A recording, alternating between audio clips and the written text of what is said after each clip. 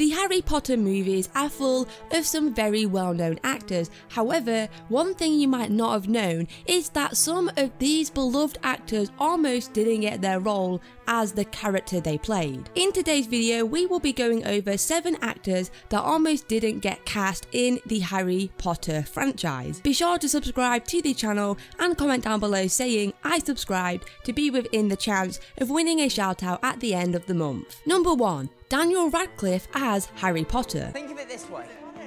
Every great wizard in history has started out as nothing more than what we are now. Students. If they can do it, why not us? When Radcliffe was just a mere boy, he was offered an audition to play the wizard Harry Potter after a producer of the first film saw him perform in the BBC series David Copperfield. However, at first Daniel's parents turned down the offer, and one reason for this was due to the fact that he would have to live in Hollywood for a long period of time, and they were also informed later on that if Radcliffe actually got the role as Harry, he would have to be on set in Los Angeles, and they just didn't want this for him. It was only after the producers agreed to change the location of where the films would be shot to England instead of Los Angeles, and that they changed the amount of films that would be shot, that his parents reconsidered and let young Radcliffe take on the role as Harry Potter. This was possibly one of the greatest decisions that Radcliffe's parents could have ever have made, as Daniel is one of the most amazing, well-known actors that we know today, and many fans just can't imagine anybody else playing his role in Harry Potter.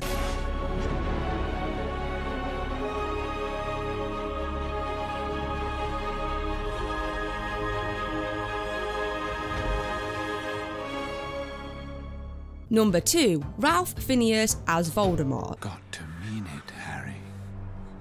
She killed him. She deserves it.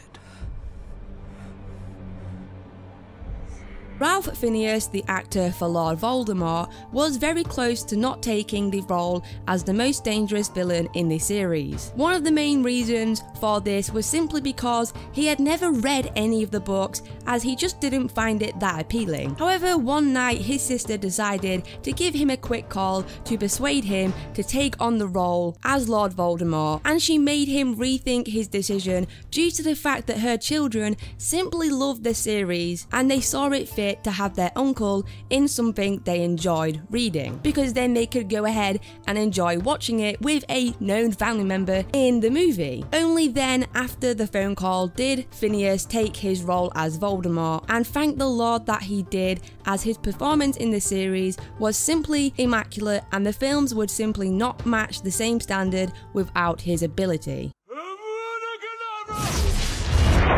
Number 3. Bonnie Wright as Ginny Weasley. Mummy, have you seen my jumper? Yes, dear, it was on the cat. How?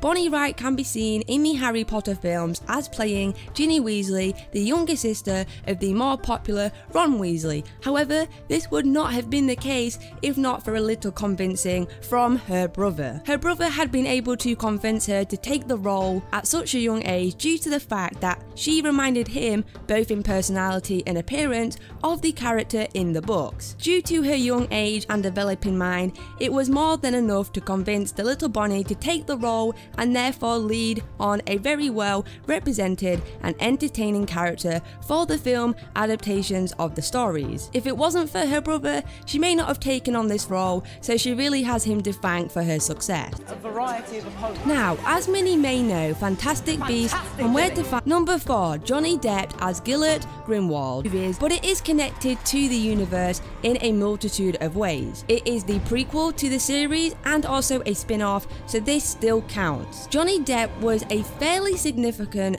actor within the movie, but he almost didn't get the role, and when he did, it was not entirely for the right reasons. There was a lot of negative stamina surrounding the movie due to his casting, as his ex-wife, someone who had previously put a restraining order against the man, had openly stated and proven that Johnny had been abusive towards her. Some fans and even some actors on set weren't comfortable with the idea of someone responsible for such a thing would be allowed to perform on the set of such a large-scale movie. Now, let it be said that none of this should be condoned or respected, but Johnny's performance in the movie was spectacular, and all those who neglected the movie and missed out on it really did miss something amazing.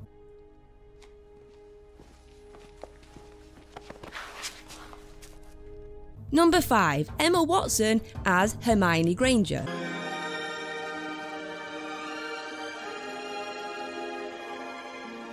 It should come to no surprise that Emma Watson's role as Hermione Granger was a huge catalyst in the success for the movies, even with her being so young. However, Emma may not have actually got her role in the film if she had gone under the same processes as most in such an important role. Watson had been handed the role of Hermione Granger in the films prior to her meetings with the creator of the series, J.K. Rowling, therefore meaning she was not very happy with Emma's inclusion for the role of Hermione Granger. Also, there were a lot of fans of the series that were not pleased with her inclusion due to the fact she did not entirely match the description of the Hermione found in the books, as she did not possess the large front book teeth of her book counterpart. Of course, this angered lots of fans even despite her most satisfying performance.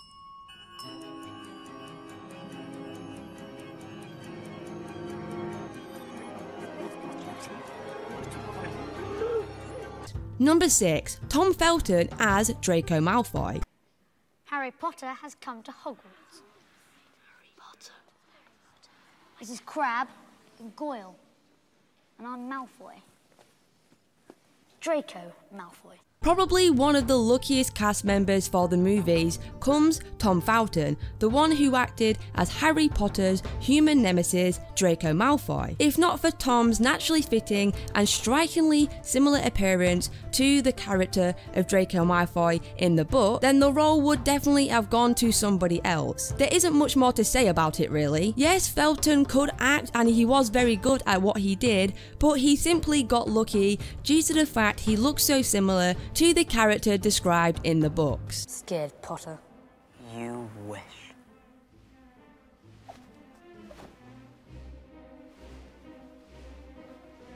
Number 7. Maggie Smith as Professor McGonagall. That was bloody brilliant. Oh, thank you for that assessment, Mr. Weasley.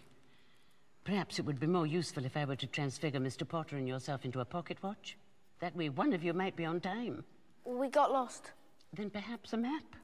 Finishing off today's list, we have a more serious topic, Maggie Smith, the actress who played Professor McGonagall. This addition to the list is not about her almost not receiving the role, but in fact almost having to give up her role. She was and still is an amazing actor, and the producers didn't want to have to let her go, but for reasons that I'm going to state, she almost had to let her role slide. Whilst there was no apparent issues with her initial casting in her role, there came some problems later in the series, and this problem was unfortunately breast cancer. Sadly, during the filming process for one of the later films, it was found that Maggie was in fact suffering from the disheartening disease which took away most of her energy she once used to act. This was both down to the illness and also the chemotherapy treatment she was receiving to try and help her get through it. It had also completely destroyed all of her confidence she once used to allow her to perform. Luckily,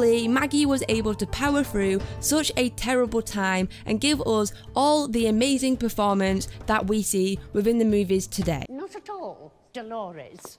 Merely your medieval methods. Well guys, there we have it. 7 actors who almost didn't get cast within the Harry Potter movies. Let us know down below if you knew about any of these, and also let us know down below which of these actors was actually your favourite within the movies. Mine personally probably has to be Harry Potter, or maybe even Hermione. Make sure to subscribe to the channel, leave a like on the video, go ahead and watch our previous videos as well, and share this video with your friends and family that might enjoy this. I hope all of you Harry Potter fans out there have found out something new from watching this video. We'll catch you in the next one.